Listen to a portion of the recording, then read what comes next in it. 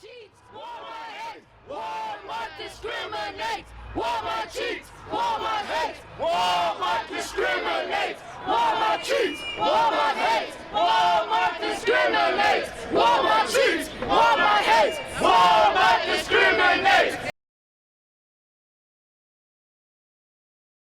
My name is Sandra Carpenter. I worked at a Walmart in Laurel, Maryland. My position was grocery department manager. I've seen a lot of favoritism, I've seen a little bit of discrimination. I've encountered, low wages and you having to be there for years and years and years to even get anywhere near you where you should be. We had a morning meeting, which we typically had once a day, and the store manager announced that it was an email that had came down from Mike Dukes, who is the CEO of Walmart, stating that he only made $19 million last year, and that wasn't enough for him. So he needed to crack down on his associates and get them to do whatever they needed to do so that they could increase their profits. Management is trained to keep you under budget, and the more money they cut on raises and healthcare and things like that goes into, their bottom line. They feel like get rid of full-time, save on some of that money, hire 2 part-timers if you want to replace that 1 full-time worker. Otherwise, you just work the rest of your associates to death. They have a manual called The Art of Persuasion, how to manipulate customers and associates to get the outcome that you want. The associates, they just feel like, well, I'm not moving fast enough. Maybe it's something else that I could be doing, when in all actuality, that's a thought that management plants in their head. Nobody focuses on the issues that, okay, you're not paying for my health care. Okay, you're shaving off my hours in overtime. Okay, you're asking me to come in early and stay late and don't really want to pay me. You just want me to lose that time at the end of the day.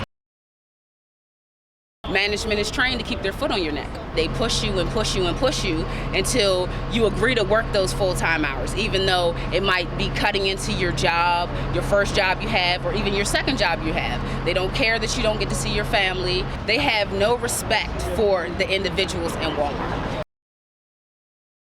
We did what was called a Change to Win, where we did a press conference in the parking lot of Walmart, and I basically said that associates should have a right to speak up and to sign a union card if they wanted to. The day after that press conference, when I returned to work, management kind of changed. They didn't speak to me for the next few months, and basically my life changed from 40 hours a week to 18 hours a week. My department manager, who was a guy who was kind of close to me, mentioned that they had mentioned my name and that I was a troublemaker because I was talking to the associates. And then at that point, loss prevention, which is the asset protection department, they started watching me and following me around. Loss prevention, they're supposed to be asset protection to protect the merchandise in the store. So they were actually supposed to be watching customers and shoplifters, but they were actually following me around. And each time that I talked to an associate, they would just pop up out of nowhere. They basically just said that there were no hours and that hours were being cut because sales were not there. I did look into the computer because I had access to daily net sales, and I knew that I contributed $15,000 a day just from the departments that I worked in, and I knew that that was not quite true. The reason that I made the decision to leave Walmart is because I was about 2 weeks away from being homeless. Had it not been for my landlord, he saw my struggle and he saw what I was going through over the 2-year period that all this happened. And had it not been for him, I would have been homeless and on the street. So I did cash in my 401k to pay $3,000 worth of rent that had piled up. And then after that, I definitely would have been homeless had it not been for him. And I did nothing differently than what I was doing originally, because being Associate of the Year meant that I was doing something right. And then I went from that point to 18 hours a week, $285 a week, and my rent is $648. I just couldn't afford it. My advice would be, don't do it. And the reason why is because I thought the same thing.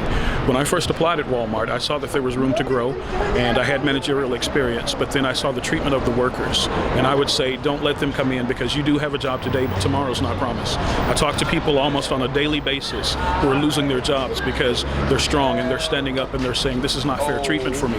And then at that point, they become targets and become retaliatory measures that are taken against them. I would tell them, be very wary of who you let come into your neighborhood. They will promise you everything under the sun, and at the end of the day, they'll take it all back.